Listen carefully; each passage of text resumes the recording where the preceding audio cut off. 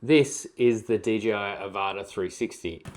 So let's take a look inside. Okay, so I've been interested in what this drone actually is for a while now, because it's kind of like an FPV drone, it's kind of like a regular drone, and it's also like a 360 camera that's on a drone. Now I've got friends that have had early access to this drone and they say it's pretty good. So let's take a look inside the box and see what we get. Wrapped up in plastic, that's the empty box, so let's move that on. So the bag itself is a reasonable size. This is definitely bigger than your DJI mini drone type of bag. As always, all of the DJI bags are so well made. I've got a few different accessories up in this top area here, and it looks like everything is wrapped in plastic inside the bag as well. First of all, remote, which is the DJI RC2, the same remote across a lot of different drones. Now you can also fly this drone with the FPV goggles and joystick, but this one just comes with the regular remote.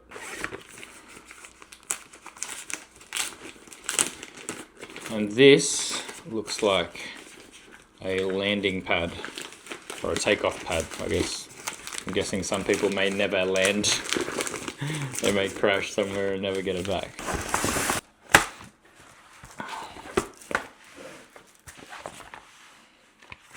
Helicopter pad with a big H in the middle.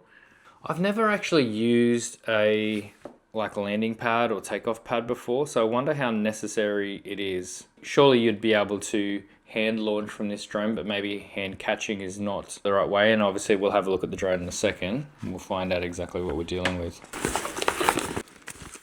Also, there's a lot of packaging involved with DJI lately. I feel like the last few products that I've unboxed, it seems to be just a lot of plastic, a lot of boxes. Okay, there's the batteries. I'd say they're a little heavier than a DJI mini battery. Everything is so well made. How are the batteries? Not much of a charge, so we'll have to make sure we put them on charge. Quick start guide, documentation, stickers. I probably won't look at this as I usually don't. Spare props. Looks like there's 4 of them. If you love crashing drones and maybe you are just beginning, these are probably going to be your best friend. Keep these handy. DJI drones generally can withstand crashes pretty well, but the propellers, they're the first things that they're gonna go. But I will say these have got propeller guards on them as well. Look at the drones wrapped in plastic as well. So much plastic. Silica. As usual, I just generally keep these in the bag. If moisture gets in your bag, these are gonna swallow them up. So just keep the silica in your bag. Lens cleaning cloth, because the lenses, generally, if they're going to get fingerprints on them, they extrude as well, the 360 cameras, so you want to wipe those down. USB-C cable, as usual, you get 1,000 of these. I've got 1,000,000 of them laying around. I'll just stick that in there as well. Bag's pretty well built though. Like everything it's got a nice big pocket in the top here. Got a whole bunch of different compartments for all those different bits, and a little Velcro strap in here. Outside the bag, there are no other pockets, so everything lives inside, which is good. You just seal it up and nothing's gonna go missing, nothing's gonna fall out. And let's have a look at this guy.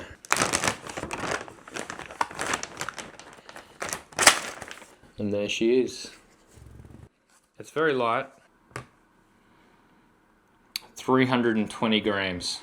So it's a little bit heavier than your 250 gram limit drones, but it is still very light. How much is the battery? Battery looks like it's 149 grams. And then together we have just under a half kilo, 469 grams. All right, so when it comes to the drone itself, we've got one camera on this side and then another on that side. And so I guess from what I've been told, there's 2 different fly modes. You can just fly regular single lens, or you can fly it with the 2 lenses. So one facing up and one facing down, and that gives you a 360 degree field of view. I have heard that these props are quite loud. It's definitely like an FPV drone. They definitely look like they could be quite loud. They're quite firm. There's not a lot of flex in the props themselves. Overall, obviously no legs on them, so that's I guess why you have your landing pad, so it's nice and easy. Wonder how easy it would be to catch in between those two. There's those little finger marks right in there. I think hand launching this wouldn't be an issue, but even catching it, because they do have the prop guards as well. So I feel like you could, I guess you could do it. I'm guessing once it lands, it would do this. It would just float from here into that, and then it would land like that. Because you can see there are actually a couple of little feet on the bottom of this part here. So I'm guessing every time it lands, it would probably flip the camera, go into that single lens mode, and land on its feet. I think for me, I'm most interested to see if this image quality matches up with all of the other DJI drones. I can't see why not. I see that it is a brand new 1-inch sensor on this drone, so I'm expecting big things. I'm expecting it to be able to fly reasonably well in low light as well. So it says on the bottom here 81 decibels. To me that sounds like a lot. Also on the bottom we've got a couple of sensors here. We have also got a couple of sensors on the front here. I'm looking like LiDAR ones here, and a couple of sensors just below that. So plenty of sensors to get you by, and I'm guessing drones like this, they don't generally come with a lot of sensors. So this is exciting. So it also comes with a replacement lens kit. So that way you can change out the lens if it does get scratched or it does get damaged. This is probably one of the more exciting drones that DJI has released in recent times. So I'm really interested to see what I can create with this, because it kind of mixes the two worlds of, well, actually three worlds of just regular drone flying, FPV, and then 360, camera work. So I feel like that triple combo is very interesting, and it's going to be interesting to see what people can create and how well creators or different users are going to use this drone. I'm definitely one of those people who are curious on how I'm going to use it. As long as the image quality stacks up, I think I will get a lot of use out of this drone. So let's go flying. Okay, so it's been a couple of days since I first unboxed it, and I've gone for a couple of flights since then. So I've got a few initial thoughts that I wanted to include in this video. Now, I will say this thing is a lot of fun. It's a lot more fun than I thought it was going to be. I mean, I've flown so many drones, so they all kind of mix together. Some are just slightly better quality, some are a little bit smaller, some a little bit more portable. Obviously, they all have slightly different uses. But this is the first one I've flown in a long time where I feel like, okay, this is a little bit different than what I'm used to. It's definitely a lot of fun. Now, first off, I want to just say that I'm a pretty confident drone flyer, but I found that with this type of drone, I was a lot more confident doing things like flying much closer to things. Maybe subconsciously it's the prop guards, maybe it's just the size of it because it's a lot smaller than, my Mavic 4. But if you do really enjoy editing your footage, then this drone is probably going to be one of your best friends, because the real magic actually happens in the edit. I don't want to bore you too much longer. Let's just get into the software and have a look at some of the videos that I've created and give you my first thoughts on what I think about the drone. I know a lot of people don't love secondary software like this. They're used to their Premiere Pro or DaVinci or whatever the editor they're using. All I'm using this software for is just to get a perspective and get the clip, and then I'll take it over to Premiere Pro or DaVinci or whichever one I feel like I want to edit in. So I'll just export the clips and then I'll re-edit them in another editor. I know that is not the most efficient way of doing it. I just love finding the perspective and then using that to then take to another editor. Now, I have done just a quick grade on this because I think it's better than looking at the D-log footage. So I'm just going to click that on. This is a little bit more closer to how it was on the morning of shooting. I shot this in 8K 60, and so I've slowed it down to half just so we can just watch it a little bit at a more normal speed, because I was flying this pretty quickly. This is what I saw through my remote. The thing for me, I couldn't see any other perspective but this one when I'm shooting on the remote. But what happens is when I look at it in post, even if I just pause it here, the wild part about this is now I can start looking at different perspectives that I never saw while I was flying. All right, so I can look out at the sunrise. I can look down at the waves crashing against the cliffs here. I can look out towards the river. And I can also manipulate how much field of view I want to look at. And then we'll just open it up so we can get an extremely wide image, the widest image that I've ever seen on a drone. And then we can just start flying through. And right now it still looks relatively normal. It's just a very wide image. You can see the field of view is 116 degrees, and we can even open that up even more if you want. It starts getting a little bit crazy perspective. And then the horizon's level there at the moment, but if we start pulling that down, then we get a completely different perspective. And if I hit play there, then it just starts getting swallowed in a tunnel of movement. And then likewise, alternatively, if we go the other way, then we can get that asteroid look, which you can just roll through from. You can also click this asteroid button. Gives you a little bit more of a cropped in one, but you can look at it from different perspectives like that. You can also change the aspect ratio. So right now I've just got it in a 16:9 for YouTube, but if let's say we're doing it for Instagram or something like that, we can have a vertical one there and do the same thing. And you can also just rotate through and change. Honestly, the perspectives that you can get from this are completely endless. And for me, it's wild because I never saw this while I was shooting it, while I was flying. The only thing I could see was just that standard image going forward, like this.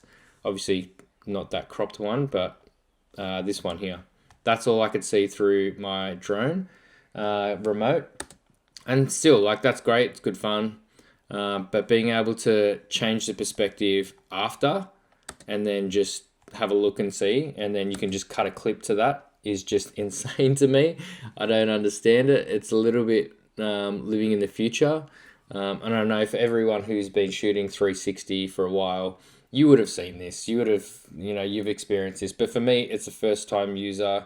I shoot a lot of cameras. I shoot a lot of drones. This is definitely a lot of fun for me. A 360 camera on a drone especially is definitely something extremely unique that I'm not used to seeing. I'll just pause it here. There's that marking just there, which seems to come and go from the image. Let me just try and zoom in on it. And you'll see it just kind of floating in. I think that's the stitch line. It could also be a smudge on the lens. That could be my fault, because in all other flights I never saw that. And you can see it kind of just floats in and out. I don't know what it was. It's just there. But it never happened on any of the other flights, which I'll now go to and have a look at. Now, one thing I wanted to do here was I just basically flew straight ahead. And now if we look straight ahead, we've got this big rock formation. My plan for shooting this was to hopefully then get that rock formation to be tracked later in post-edit.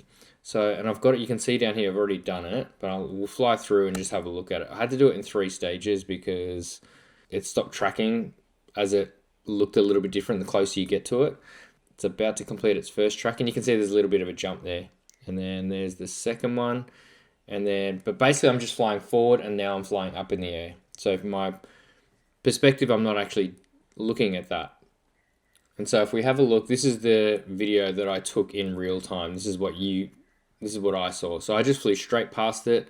I'm flying up in the air, and I'm like, in my head, I'm like, maybe do I need to turn the drone back around, or should I? And I just started flying up in the air. I started turning off to the left just a little bit. And then likewise, you can also get these reverse shots that in the past you would probably have to fly forward and then reverse it in post later. Now you can actually get those shots that just look super impressive, because for anyone to fly it, they would need to have a second operator, someone that is looking in the direction of where you're flying while the other person is framing the shot. So if we go to camera view, this is how I flew on the day. And then if we come back down here, you can see what I'm doing is I start coming all the way down around that, then down nice and close to these rocks, through this little section here, and over there. Now if we come back up to where we started that movement up here, let's just turn the camera around this way. Now if we watch this perspective here, to fly this would be insane. Like, to be able to do this, you would have to be a very, very good pilot. You can see here, it just flies around like you've got that rock face, it just reveals itself. And then you come down super low. Like, this is like maybe a meter, less than a meter over those rocks. And then it starts coming back up a little bit because I was a little bit scared of those waves smashing onto the drone. We're now flying forward, but instead of looking that way, let's just look from, say, a side profile perspective. And so now we're getting this super interesting shot this way again. And then we get this top-down shot that it would be really difficult to fly like this around those types of rocks, right? You wouldn't be able to fly with that type of proximity close to the rocks like this. But getting these unique perspectives, and essentially in one shot, like you've got, say, this top-down really close to the ocean shot, you've got this one flying forward, you've got like now this wave's crashing over here. We can watch it as it comes down. So let's have a look at it going this way. We can pan up to the sun. Like, I'd never shot that before. Now let's look backwards to where we had just come from.